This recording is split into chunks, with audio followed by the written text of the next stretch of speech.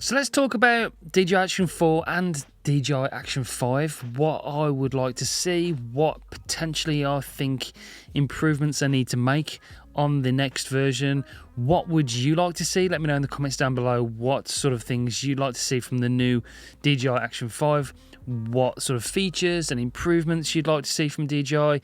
How can they improve this already pretty damn good action camera with the next version? I'm interested to see what they do with the Action 5 because, in my opinion, this is probably the most all-round camera you can buy for action sports and vlogging for a couple of reasons. One, you've got the 10-bit video in there, which is amazing. It's got that log footage which you can color grade if you want to and get some more cinematic footage.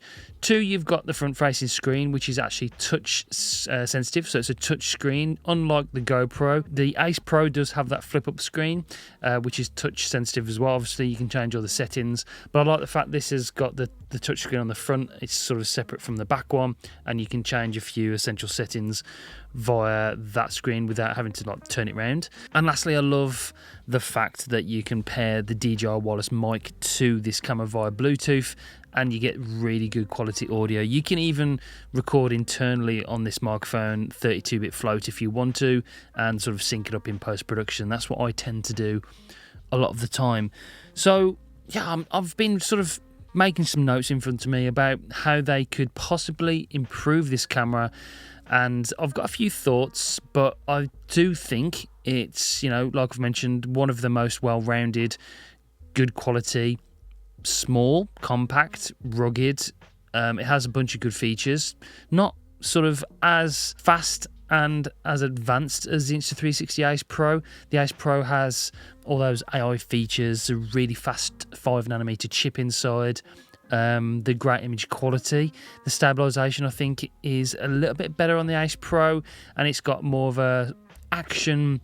It's a better action camera all round. If I had to choose one camera for action sports, the Ace Pro would be my camera. I think that it's better than the GoPro. The GoPro has sort of weird glitching and artifacts in the stabilization. They've pushed that stabilization too far, in my opinion. So the Ace Pro is my go-to action, all-out action camera at the moment. But for everything else, the DJI Action 4 is the one I pick up simply because I can connect the audio to it and it has great image quality as well. It's pretty much the same sensor inside of that, although there are some differences with like the focus distance and stuff like that have been well documented. I think what I'd like to see is better low light performance, because I have noticed with the Action 4 that the low light isn't the best. With the Ace Pro, you've got that pure video, which is so good. The low light performance on the Ace Pro is just ridiculous. So that's where the Insta360 camera really does excel.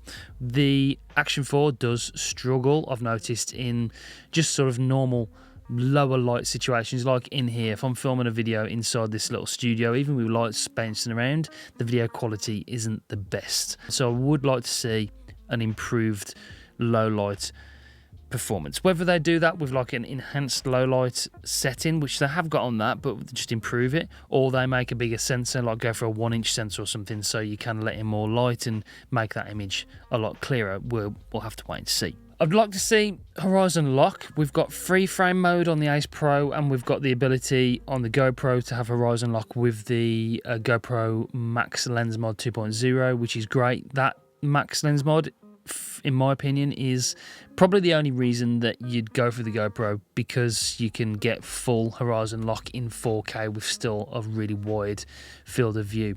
That's the only real selling point of the GoPro 12, in my opinion. I wouldn't get it for any other reason than that. I leave the Max Lens Mod on the GoPro like 100% of the time. I don't use it for any other reason, really. So I'd like to see horizon lock. We have got sort of horizon balancing, and it goes up to 45 degrees, but I'd like them to, like, I don't know whether they can do it without adding an accessory like the GoPro, but I'd like to have that horizon lock all the way around. That'd be great without having too much of a crop. The Ace Pro has got free frame mode where it has got horizon lock without any extra accessory, but it is quite a drastic crop into the footage to get that sort of horizon lock feature. The battery's pretty good on this, but the battery is better on the Ace Pro. I'd like to see a better battery life on this, whether they make it bigger or just make it more efficient with a new chip inside. That'd be good, because the battery is probably, I want to say, the weakest out of the three action cameras, the main three action cameras, from my user experience anyway. The GoPro's pretty bad, but this is probably equal to the GoPro. The Ace Pro has a better battery. 6K, I'd like to see. Now, Ace Pro, they do this where they've got a 6K sensor, and they sort of, you've got that clarity zoom where you can double tap and zoom in, so you can get a really good ×2 zoom without losing any image quality. So I'd like to see that. Maybe they'll go for a 6K sensor with this, that you do get zoom with this, but it's like a digital zoom, so you lose quality. So yeah, that'd be the next thing I'd like to see. I was looking around Reddit and looking for some comments for this video, and I've found a few people that wanted like HDMI output so they could live stream with this. You can of course plug it in via USB-C, but with that kind of live streaming setup with USB-C, you can generally only use one camera at a time. People are after multiple camera angles, so an HDMI output would allow you to use something like the Blackmagic that I've got over there to input more cameras into the same device, so you could you could stream with multiple devices. That's what people were looking for. And also the 1-inch sensor was the big shout, and that always is sort of the big shout for cameras. They did it with the Pocket 3. Will they use the same sensor? I'm not sure, because obviously the Pocket 3 is mechanically stabilized with that gimbal. I'm not sure they'll be able to do the same thing with the same stabilization with the same sensor without the mechanical gimbal kind of thing. With the software gimbal, with the software stabilization, I'm not sure they can do that yet. I'm not sure we're quite there yet, so I don't think we'll see that. Yeah, form factor wise, it's already the smallest camera. It's already, in my opinion, the most rugged. It feels like just like a rock in your hand. It's a brick. It really is. You've got replaceable lenses on the front as well if you do scratch it, so that's good. These twist off. It's a good camera. The mounting system's amazing. I use it with the small rig mounts, and it's sort of magnetic. I like that. Most Insta360 have gone that route. GoPro are yet to go that route with the magnetic system. I think that's the way forward, because it just makes life a lot easier for hot swapping around, so I think they'll do that. Well, I'd like to see 4K 240. We've got 1080 240 at the moment, and it's pretty bad compared to the GoPro's 2.7K 240. So I think we'll go see 4K 240, 4K 120 is fine. We've already got on this, and yeah, that's pretty much it. I'd be really interested to see what you think, what sort of inputs, where these cameras can go. How much better can they get? Are we going to go down the AI route where the software is a lot better, or are we going to get some hardware improvements where the image quality gets really, really good? Like, I'd like to see Pocket 3 level image quality, but with good stabilization. Natural bokeh, but not too much. We still want that action camera look, but just a bit of background blur maybe for vloggers, and sort of the same form factor. So yeah, I'm interested to see. You let me know what you think. I think for this Action 4, the killer feature really is the fact that you can use a microphone with it. It really is great. The microphone's absolutely exceptional.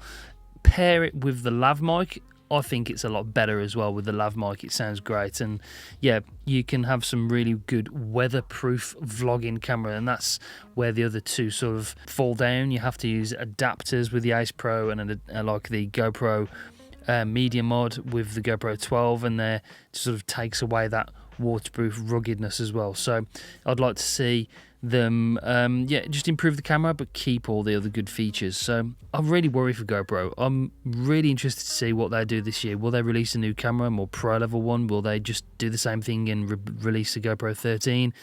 Which way are they going to go? They're struggling with software. They're so far behind when it comes to software. DJI have actually released a sort of partnership with another AI editing app, which is quite good actually. I've been testing it. It's just designed more towards the drones, but you can do footage with the DJI Action 4 where, I can't remember what it's called actually, Flip AI or something. Anyway, you can do different things where it's sort of the shot lab that Insta360 have had going for a while now. So they are looking into that as well. They're bringing out more AI features, more easy ways to edit your footage, interesting, creative ways. So I think DJI and Insta360 are really fighting it out at the moment. And GoPro is struggling. They've got to release something big this year. It still has the best image quality for, I don't know, for like 5.3K. It still is probably the best image quality. But it's not the best footage, if that makes sense, from the camera when you're using it in sort of action camera scenarios. I still think the Ace Pro is better in my testing anyway. So anyway, let me know what you think in the comments down below. Action 4, I really like it. I hope they improve it. I hope it continues to get better. I hope you can still use a DJI mic with it. That's ace. But yeah, let me know in the comments down below what you think. I'll be interested to know what you guys really want from this camera and what you think DJI will do with it going forward. We've just seen that they're releasing a new drone on the 11th of April, so let's see what happens with that one. That looks like an interesting sort of FPV-ish kind of drone, so let's see what that release is. But okay, that's it for this one anyway. Make sure you comment, let me know your thoughts. If you like this video, then you might like this one over here, and check out this playlist as well of some of my best videos on YouTube. Subscribe, it really does help. I'll see you on the next one. Bye guys.